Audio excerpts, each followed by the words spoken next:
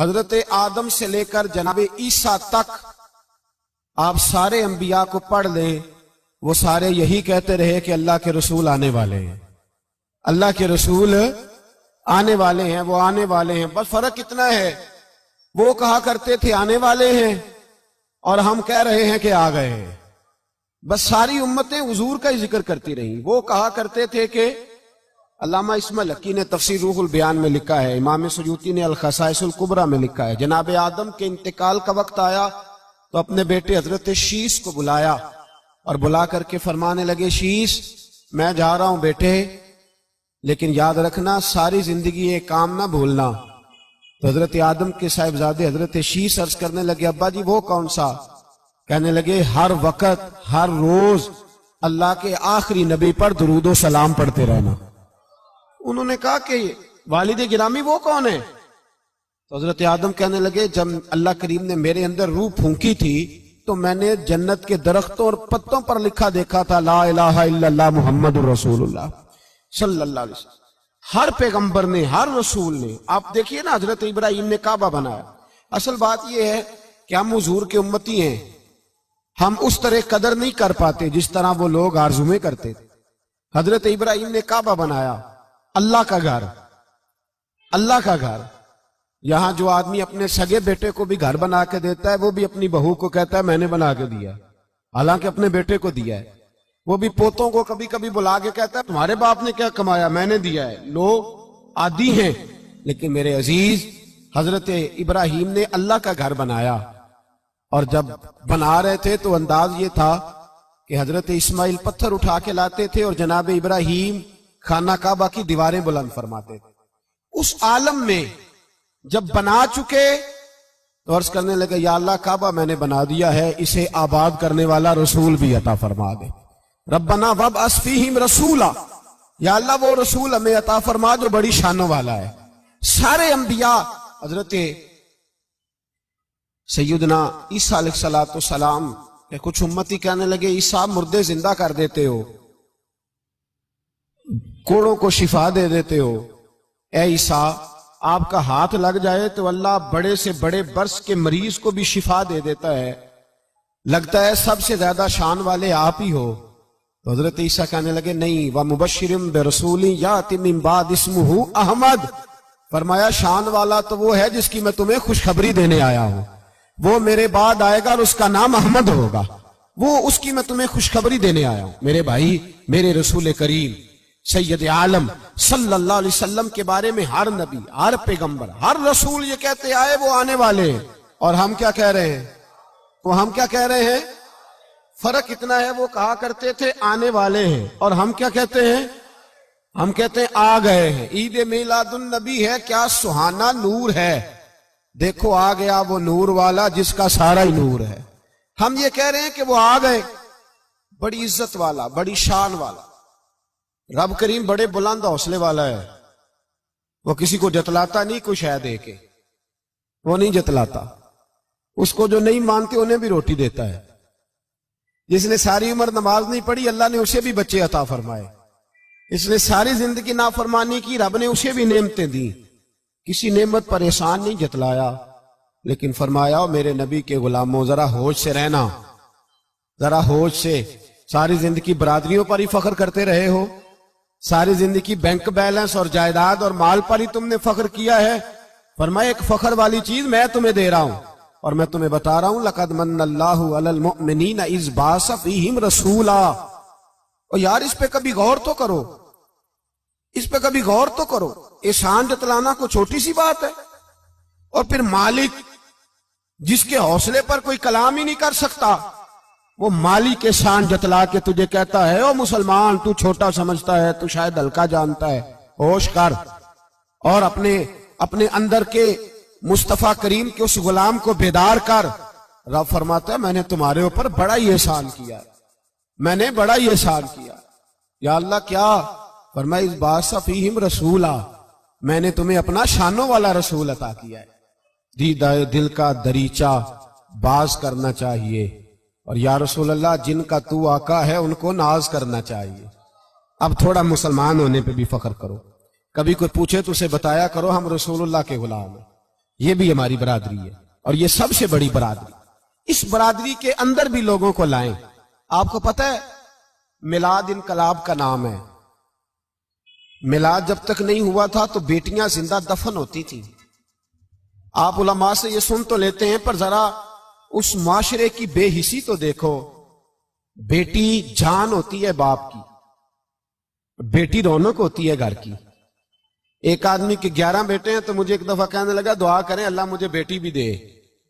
تو میں نے کہا 11 بیٹے ہیں, کہنے میری تو منجی نو رونا بھی کسے نہیں, بیٹے تو نہیں یہ کام کرتے. دعا کریں اللہ بیٹی دے, میری چارپائی کے پاس تو کوئی بیٹھے.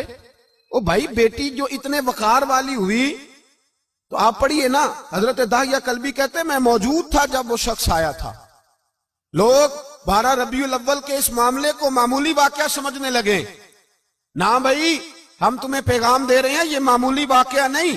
حضرت داہیہ کلبی کہتے ہیں اس شخص نے آ کے عرض کی یا رسول اللہ صلی اللہ علیہ وسلم میں نے 100 بچی زندہ دفن کی ہے, زندہ دفن.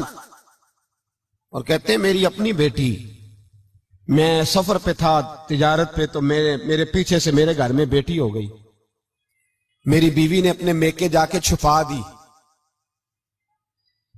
تو میں واپس آیا تو اس نے کہا بچہ ہوا تھا فوت ہو گیا, میں نے دفن کر دیا.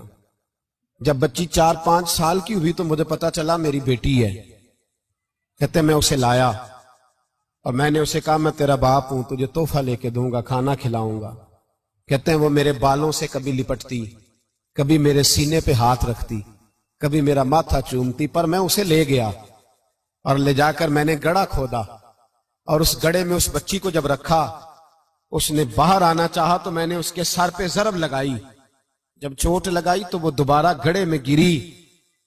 میرا ویسے وجدان کہتا ہے کہ جب سے میلاد ہو گیا ہے آج کسی باپ کی بیٹی اگر چارپائی سے گر جائے تو شاید وہ ساری رات سو نہ سکے کہ بچی گر گئی ہے میری. کہتے ہیں میں نے چوٹ لگائی سر پہ, خون بہا تو وہ گری, میں نے مٹی ڈالی, وہ ابا جی کہتی رہی. کہتے ہیں جب اس کا وجود چھپ گیا اور اس کے چہرے پر مٹی پڑنے لگی تو اس نے ایک لفظ کہا, وہ لفظ مجھے آپ کے پاس لایا ہے. وہ بیٹی کہنے لگی اے اللہ بتا تیرا رحمت للعالمین نبی کب آئے گا. یا اللہ بڑی بیٹیاں دفن ہو گئیں, بڑی مائیں منڈیوں میں بک گئیں, غریب بڑے لٹ گئے, پریشانیاں بڑی بڑھ گئیں. اللہ بتا نا تو اسے کب بھیجے گا. اب کتنی دیر ہے, اندھیرا بڑا گہرا ہو گیا, اب نہیں جیا جاتا, اب نہیں سہا جاتا, اللہ تو کب بھیجے گا. حضرت داہیہ کلبی کہتے ہیں وہ بتا رہا تھا اور نبی کریم بار بار اپنی چادر کا پلو اٹھاتے تھے اور اپنے آنسو پوچھتے تھے. بار بار چادر کا پلو اٹھاتے تھے اور آنسو پوچھتے تھے, بار بار اٹھاتے تھے آنسو پوچھتے تھے. حضرت داہیہ کلبی کہتے ہیں حضور نے پوچھا تیری جرت کیسے ہوئی, تو حوصلہ کہاں سے لایا. اس نے کہا محبوبہ پتہ نہیں, لیکن قربان جاؤں یا رسول اللہ صلی اللہ علیہ وسلم میں نے آج سویرے آپ کے ایک صحابی کو یہ کہتے سنا ہے کہ وما ارسلناک الا رحمت للعالمین. تو وہ یہ رحمت للعالمین کے لفظ ہیں, یہ تو میں نے اپنی مرتی ہوئی بیٹی سے سنے تھے. تو آج جب میں نے اس کی زبان سے سنے تو میں نے کہا تو انہیں جانتا ہے. کہا جانتا ہوں. کہا مجھے بھی لے چل. تو حضور میں آپ کے دروازے آیا ہوں, رب معاف کر دے گا. تو میرے حبیب نے فرمایا چل پڑھ کلمہ, جو میرا کلمہ پڑھ لے اللہ اس کے سارے گناہ معاف کر دیا کرتا ہے. بھائی غلاموں کے ساتھ ظلم ہوتا. حضرت بلال حبشی, حضرت بلال کے بارے میں بڑے واقعات ملتے ہیں. ایک واقعہ بڑا منفرد لکھا ہے کتابوں میں.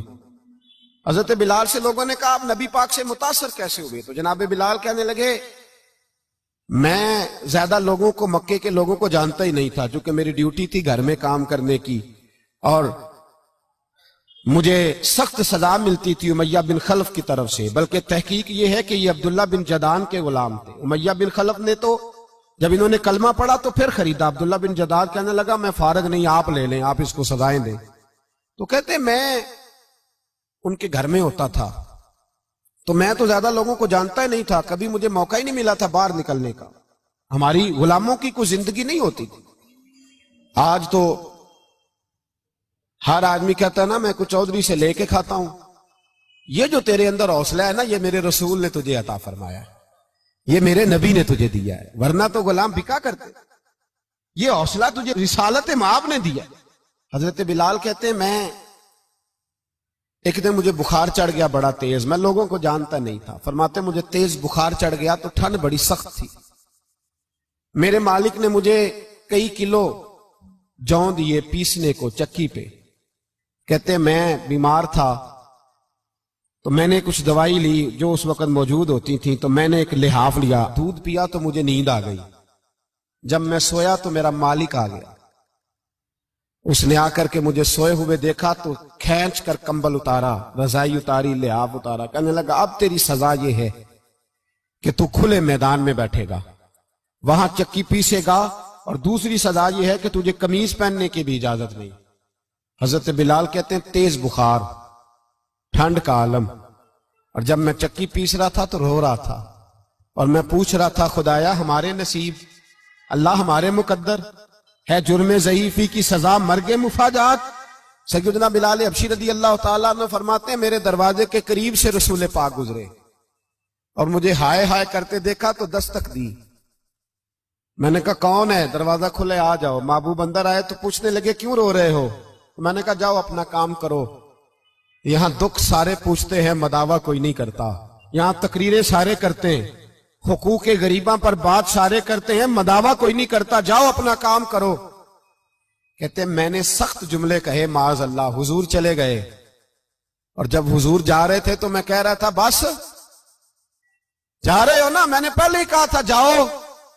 کہتے ہیں قربان جاؤں، تھوڑی دیر گزری تو اللہ کے رسول کے ہاتھ میں گرم دودھ کا پیالہ تھا، کھجوریں تھی. حضور تشریف لائے اور کریم رسول نے مجھے کھجوریں دی، دودھ پلایا اور کہا چل جا کمبل میں بیٹھ جا. تو میں نے کہا چکی کون پیسے گا؟ وہ تو بڑا مارے گا. کہتے ہیں لوگو اس نبی کا میلاد اور معراج بھول نہ جانا، اس رسول پاک کی محبتوں میں کمی نہ آنے دینا، اس محبوب کا نعرہ ساری دنیا میں لگا دینا. فرماتے ہیں میرے حبیب کے میں قربان جاؤں، مصطفیٰ کریم نے فرمایا تو بیٹھ رضائی میں اور آج تیرے حصے کی چکی میں پیسوں گا. کہتے ہیں ساری رات حضور چکی پیستے رہے، ساری رات.